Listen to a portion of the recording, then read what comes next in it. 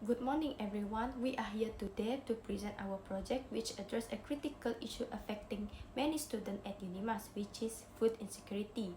As a cost of living rises, more and more students are struggling to afford a nutritious meal which negatively impact their physical health, academic performance, and overall well-being. So, for the problem statement, food insecurity is a major challenge for UNIMAS students as many struggle to afford nutritious meal due to the high living costs, tuition fees, and limited financial support. So, as the result, some students skip or rely on a low cost and unhealthy option such as instant noodles, which lack the necessary nutrition for the good health. So this can lead to physical health problems including stress and poor concentration, which negatively impact their academic performance. Besides that, skipping meals or eating poorly make it harder for students to focus in class, complete assignment, and participate in extracurricular activities.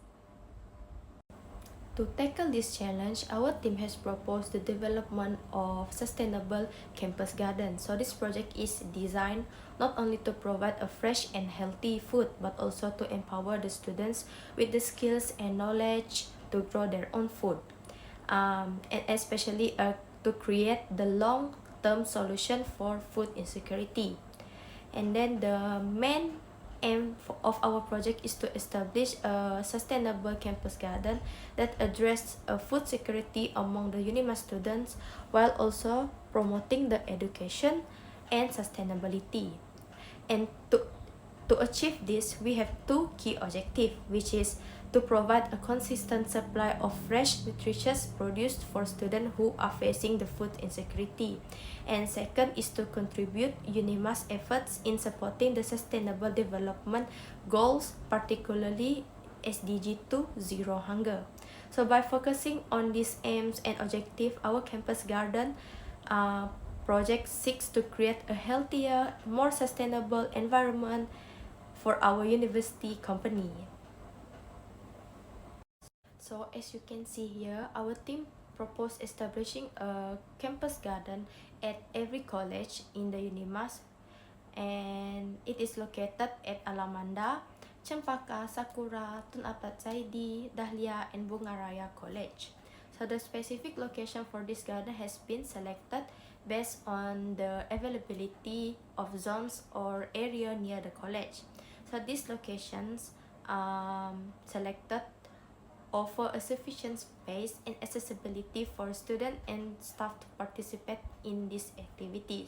So the garden can be a platform for promoting awareness about food sustainability besides serving a source of fresh vegetable and herbs. So the garden also will demonstrate environmentally practice by utilizing the resources such as composting organic waste and incorporating rainwater harvesting while addressing food insecurity among the students. So the proposed garden location for Dahlia College is in the central of green area of the college.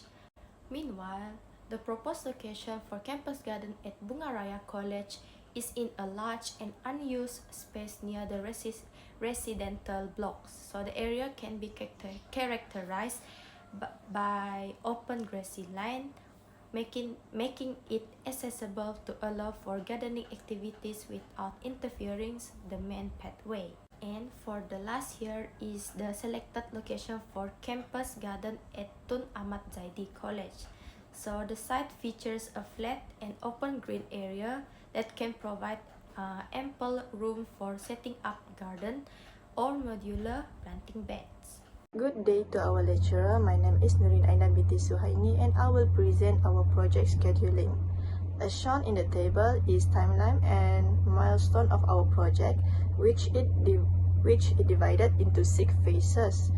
From initiation, where we form teams and define goals, to the final handover and evaluation phase, where we assess success and ensure sustainability. Each phase is carefully designed for effective implementation.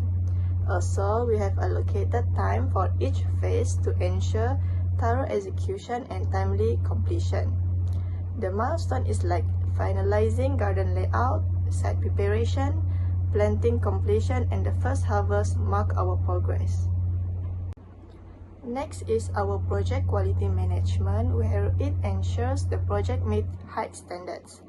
First one is planning, involved in setting clear objectives such as maintaining soil fertility and ensuring healthy plant growth, while assurance includes training students in sustainable practices and standardizing processes to minimize variability.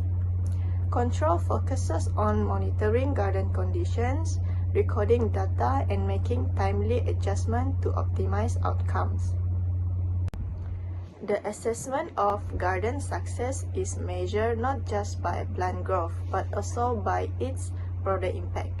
We assess by plant survival, yield, and student involvement. High-quality crops and adherence to sustainable practices also can reflect the success of the garden. Besides that, feedback from students also ensures the continuous improvement, making the garden a sustainable and impactful initiative. Alright, let me walk you through our key deliverables for the campus garden project, in which these encompass the garden's establishment, expected production, community engagement, and also the sustainability plan. So for the establishment of the campus garden, we begin with doing site analysis that focus on sunlight availability to ensure the optimal plant growth. And the next is the garden layout will feature raised bed, and we selected crops like kangkong, spinach, sawi, and also cherry tomatoes. And for the sustainable irrigation, we incorporated with rainwater harvesting, as it can reduce reliance on external water sources.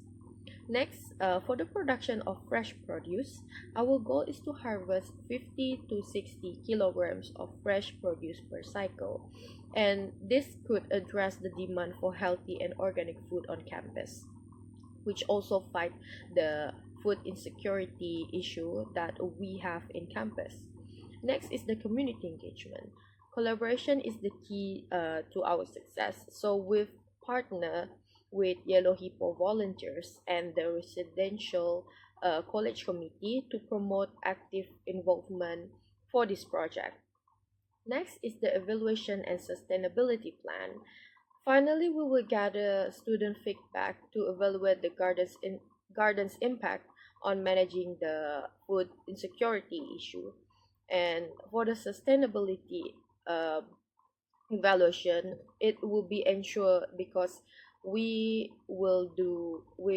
use efficient water use, and for the compost we compose organic waste from the garden, and also we will use the use of organic fertilizers. All right, moving on to the risk management.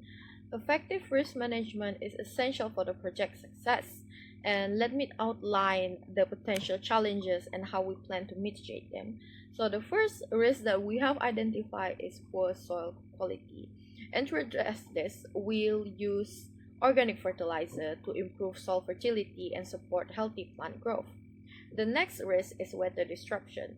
We encounter heavy rain, we encounter storms all the time, so raised bed and an efficient drainage system are in a place to mitigate the effects of waterlogging during heavy rains, and this is also to protect the crops.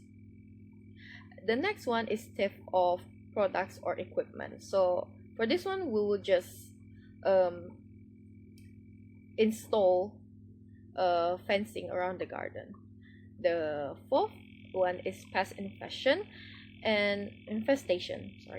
and we'll conduct regular pest monitoring and use natural pesticide to protect the crops, and so this is in a much more eco-friendly manner. And last one is volunteer unavailability, and to ensure consistent participation, we will do a rotating schedule that will be implemented for the volunteers, so we can provide flexibility for them, and also maintaining the operation smoothly. Next, for resources needed. For resources needed to maintain and establish our campus garden, we had categorized them under the four magic framework, which would be manpower, machine, money, and material. For manpower, it includes all individual involved in the project, which would have been the project team, which oversees the entire project and design the project, and the volunteers involved, and which would have been the community, staff, and students who took care of the garden, started up the garden, and plant and watered the garden. Next, for machine. Machine includes tools and equipment necessary for gardening. So we need machines like a rainwater harvesting system, even spades, even watering cans, which will reduce manual labor for students and increase efficiency in getting yields. And next, we move on to money. Money is also one of the resources needed as starting up the campus garden is quite a hefty cost. And next, material. Material include all consumable and non-consumable items required to establish and sustain the gardens, ranging from high-quality seeds to compost to fencing materials and also signage, which will help to promote the garden more to students. Next, we move on to cost estimation. Firstly, site preparation costs, which costs about 2,300 ringgit for everyone to level the soil and prepare the soil and also run analysis on the soil, whether it's a suitable soil to plant or not. Then we have planting costs, which costs 2,500 ringgit because you wanted to buy seeds, fertilizers, and also pesticides.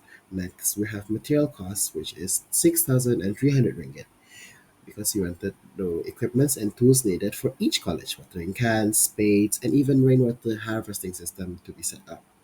Then we have risk mitigation costs, 1,500 ringgit for pest control and even structures to protect against heavy weathers. Next, we have operational costs about 3,000 ringgit, which is the water and electricity bill, and also to pay for small repairs.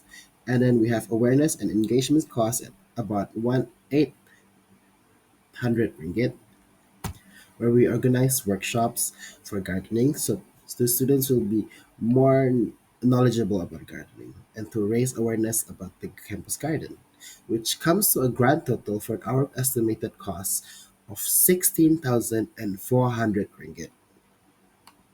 And that is all from our campus garden project. Thank you.